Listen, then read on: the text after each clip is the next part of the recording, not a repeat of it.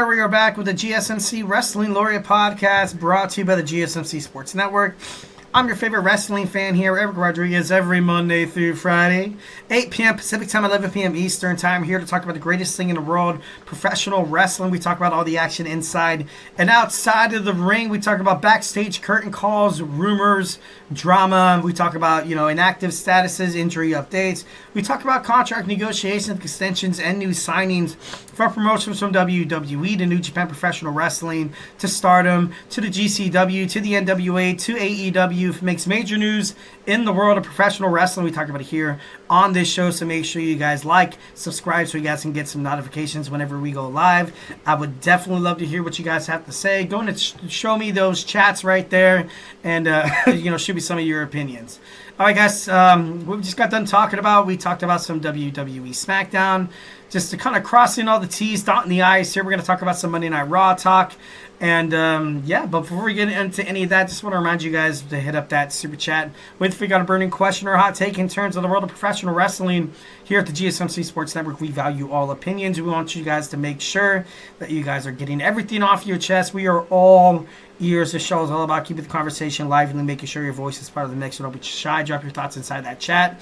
And if you really want to make sure your comment, question, or concern gets noticed, why not hit up that $sign? Whatever you put inside that box is going to be guaranteed to be featured, talked about, maybe even debated about if it's that juicy on this show 1,010%.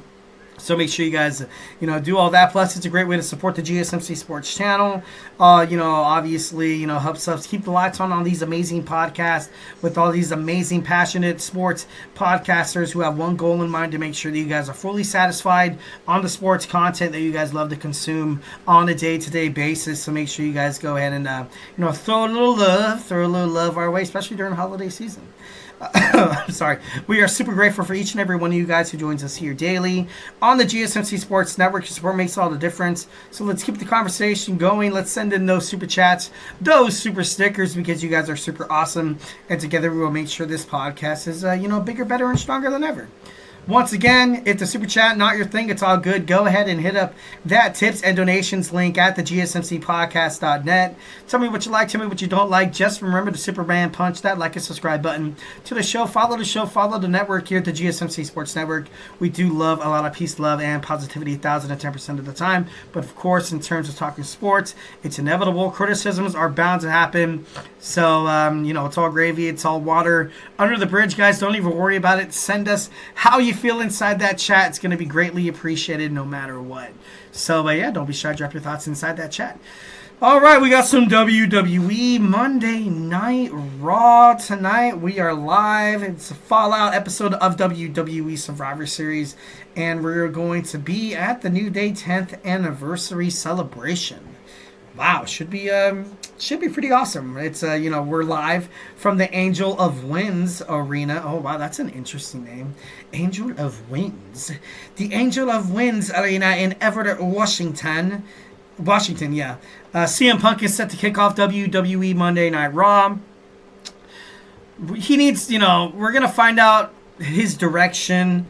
Wrestling fans, especially WWE Universe members, obviously, and I'm not too sure if, this is kind of like, set in stone or anything like that. But it's kind of already been predetermined that he's going to take on Seth Rollins at WrestleMania. Is that going to happen tonight? Will Seth Rollins find a way to...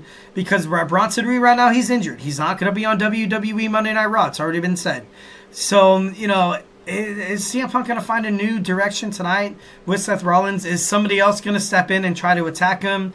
Is what's going to happen? Is what Paul Heyman said is basically going to come true tonight on WWE Monday Night Raw, where he told CM Punk, look, you guys need to come together. You guys need to come together because first and foremost, you guys bring out the best of each other, and second of all, he's going to come after you. He's going to come after you because of me. Solo Sikoa and his band of, Cretans or whatever. And, that could possibly happen tonight. We're basically now building up toward NBC Saturday night's main event, which should be it's PLE-worthy content So it's possible that maybe we could see like it's CM Punk taking on Solo Sikoa, maybe, possibly. Or, maybe we have Seth Rollins building up momentum toward, with CM Punk. People are speculating that CM Punk will challenge Gunther for the WWE World Heavyweight Championship. I could see how that could work. That could work, obviously, because of the star power. Gunther and CM Punk, oh my God, why wouldn't you want to see that as a WWE fan? For me, I think it'd be too soon. And that's my opinion, 1,010%. I think it'd be way too soon to put CM Punk against Gunther, and here's why. CM Punk, coming off of a brutal, long feud with the Scottish Warrior Drew McIntyre. Then getting done with that, everything with the bracelet and my dog Larry and my wife's name on the bracelet. You ripped it up. You broke it. I'm just kidding. Sorry, excuse me. Okay. We need a fifth member for Roman Reigns' OG bloodline. Who's going to be the guy? Paul Heyman comes in, CM Punk, bam. It works. I was kind of against it because, with the whole Bronson Reed character, I thought they would more or less kind of pick someone who's going to go against Bronson Reed for the next couple of weeks on WWE Monday Night Raw. But if you think about it now, Bronson Reed is injured. He's going to be off of WWE Monday Night Raw. This week is for sure. And other than that, Triple H said it's questionable. What's going to be next for CM Punk? So the only thing that literally makes sense is he comes out, stakes his claim, being like, you know what? It's time that I finally get gold around my waist. I challenge Gunther for the WWE World Heavyweight Championship at Saturday night's main event. See, that makes the most sense. That does make the most sense. And like I said, I might not like it, and I feel like it might be a little bit premature, but he's going to do it. And then Seth Rollins is going to come out, and he's going to be like, look, during the number one contenders match, Bronson Reed came out, and, he took me out, and he put me through the table, and I wasn't supposed to lose that match, yada, yada, yada. But then that's going to build, between them two. Maybe we might get a triple threat match with Gunther. Possibly. I don't think Gunther's going to fight on Saturday night's main event. That's just me. I feel like you're going to have a number one contenders match, yeah. I would love to see, like a Finn Balor versus Damien Priest versus CM Punk versus Seth Rollins, maybe versus a returning Drew McIntyre. But then again, Drew McIntyre coming back just to fight another match with CM Punk would kind of be, derivative. It won't really make sense. I want to see McIntyre move to SmackDown to avoid that whole awkward situation. That's the thing that, it could possibly happen on WWE Monday Night Raw. We got the 10th anniversary, the 10-year anniversary of The New Day. Do they finally break up? Will we see Xavier Woods and Kofi Kingston going at it? At this point, it needs to happen. It needs to happen. At first, I gotta be honest, I wasn't for it.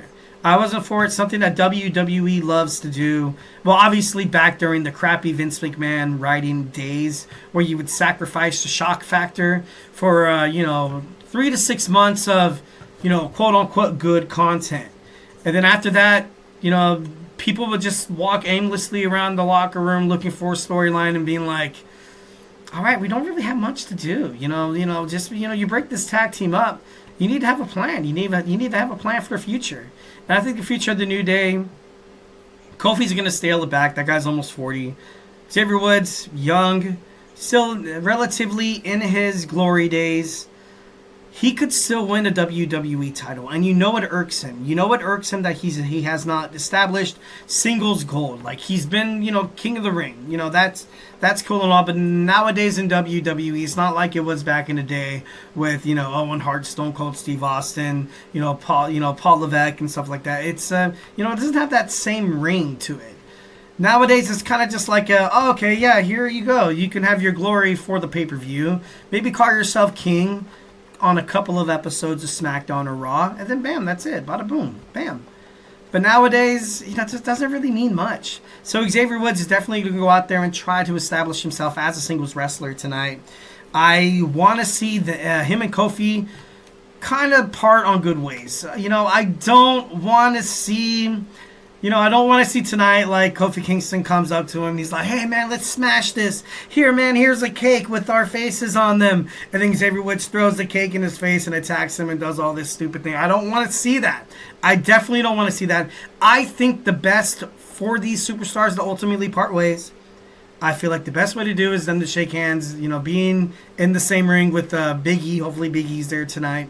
And be like, you know what? We've been together for 10 years, but it's time to separate. You have a nice mutual, separation. Thus, we don't have Xavier Woods necessarily kind of going down the path of being a heel. I don't think he'd be a good heel, especially on Monday Night Raw. I feel like there's too many heels on the division that Xavier Woods would kind of ultimately kind of fall into. He wouldn't be main event status. He would be mid-carder. He would be, Braun Breaker. He's not a face. He's not a heel. Ludwig Kaiser, heel. Sheamus, heel. Dominic Mysterio, heel. Finn Balor, heel. Who else do you got? Like, you have all these other, Karrion Kross, heel. The Miz, heel. You have so many heels on Monday Night Raw already. Like, why do you want to have, Xavier Woods kind of be part of that fray? So, for me personally, I do want to see a match between the two. I want to see them going against each other in a nice, respectful match, and at the end, the best man obviously would win. With maybe Big E being the special guest referee, that'd be pretty badass. But I don't know. It should be interesting. Should be interesting to find out what this 10-year anniversary of the New Day is going to what's going to say. Next, we have a WWE Women's Intercontinental Championship. The tournament begins tonight. Dakota Kai takes on Katana Chance and Shayna Baszler. I want to see Dakota Kai. I feel like she'd be a great singles champion. But Shayna Baszler, she's been on the back burner of WWE for so long. She's that classic case of, NXT during the Triple H, Paul Levesque era, back during there was a black and gold. On NXT was great. It was amazing. It was great. Vince McMahon wanted nothing to do with NXT. And then when, talents like Shayna Baszler, Aleister Black, Keith Lee came up to the main roster, Ember Moon, Adam Cole, they came up and they didn't have any direction because Vince McMahon didn't know what the hell, I didn't watch a single shred of NXT.